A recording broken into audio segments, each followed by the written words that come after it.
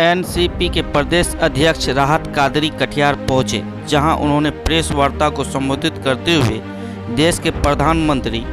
नरेंद्र मोदी के तारीफों के फूल बांधते नहीं थके। प्रदेश अध्यक्ष राहत कादरी ने कहा कि देश में प्रधानमंत्री नरेंद्र मोदी के नेतृत्व में विकास की गंगा बह रही है और राष्ट्रवादी कांग्रेस पार्टी के राष्ट्रीय अध्यक्ष अजित दादा पवार एवं राष्ट्रीय कार्यकारी अध्यक्ष प्रफुल्ल पटेल जी ने जो फैसला एनडीए के साथ जाने का किया है, उससे कार्यकर्ता एवं नेता काफ़ी खुश हैं और एनसीपी पूरे बिहार में लगातार व्यापक भ्रष्टाचार के विरुद्ध मुखर हैं और हम लोग आने वाले चुनाव की तैयारी में जुट गए हैं। उन्होंने कहा कि आगामी 2024 के चुनाव में पुनः भाजपा एनडीए गठबंधन की जीत होगी और प्रधानमंत्री नरेंद्र मोदी पुनः देश के प्रधानमंत्री होंगे। देखिए, एनसीपी के माननीय राष्ट्रीय अध्यक्ष आदरणीय अजित दादा पवार एवं माननीय राष्ट्रीय कार्यकारी अध्यक्ष आदरणीय प्रफुल्ल भाई पटेल ने एक बहुत ऐतिहासिक फैसला लिया है राष्ट्रवादी कांग्रेस पार्टी के कार्यकर्ताओं एवं नेताओं के लिए। ये फैसला यह है कि जिस दिन हमारे नेताओं ने फैसला किया कि हम लोगों को अब देश के यशस्वी प्रधानमंत्री आदरणीय नरेंद्र मोदी जी के नेतृत्व में काम करना है, तो ये कार्यकर्ताओं की पहली पसंद भी थी पहले से भी, और पार्टी के देश में जितने भी कार्यकर्ता हैं वो चाहते थे भी कि हम लोगों को एनडीए के साथ काम करना है और जो देश में विकास की गंगा माननीय प्रधानमंत्री जी के नेतृत्व में बह रही है उसमें हम लोगों को भी सहयोग देना है। इसलिए अब जब राष्ट्रवादी कांग्रेस पार्टी एनडीए का हिस्सा है तो ऐसे में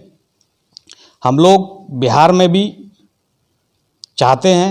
कि हम लोग एनडीए के साथ मिल के काम करें और उस दिशा में हम लोग प्रयास भी कर रहे हैं। क्या डिमांड करेंगे आप? निश्चित रूप से जब हम एनडीए के सहयोगी दल केंद्र में हैं और हमारी सरकार जो है बीजेपी के साथ महाराष्ट्र में भी है और नागालैंड में भी है, हम सरकार में सहयोगी दल हैं। ऐसे में अगर ऐसी कोई परिस्थिति बनती है और हम पार्टी नेताओं से अपना बात भी करेंगे और जो हमारा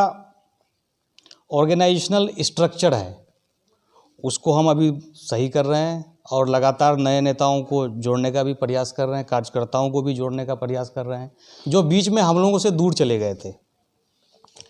और ये निश्चित है कि कटिहार जो है पूर्व में भी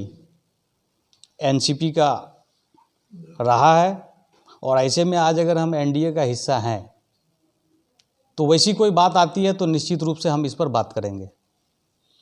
बीजेपी हिंदुत्व विचारधारा की पार्टी है, ऐसे में एनसीपी कितना सामंजस्य बैठा पाएगी? देखिए, जो कॉमन मिनिमम प्रोग्राम होता है वहाँ विचारधारा की लड़ाई नहीं होती है। देश की जो एकता और अखंडता का जहाँ तक मुद्दा है, ऐसे में एनसीपी जो है ये एक राष्ट्रवादी पार्टी है। जो आपने एक हिंदुत्व का मुद्दा बताया है, तो हम विचार और विकास दोनों पर विश्वास रखने वाले लोग हैं। ऐसे में कहीं भी मुझे नहीं लगता है कि भारतीय जनता पार्टी विकास को छोड़ जो है जातिवाद का मुद्दा को लेकर आगे बढ़ रही है। और अगर विकास का मुद्दा जातिवाद के मुद्दा पर हावी होता तो जो अभी 3 राज्यों के चुनाव के नतीजे आए हैं, ऐसे में ये नतीजे जो है एनडीए के पक्ष में नहीं होते। ये स्पष्ट है कि विकास जो है और विकास का जो मुद्दा है ये जनता के सामने माननीय प्रधानमंत्री द्वारा जो रखा गया है वो सबसे आगे है और जातिवाद का मुद्दा कहीं कोई फैक्टर नहीं रखता है।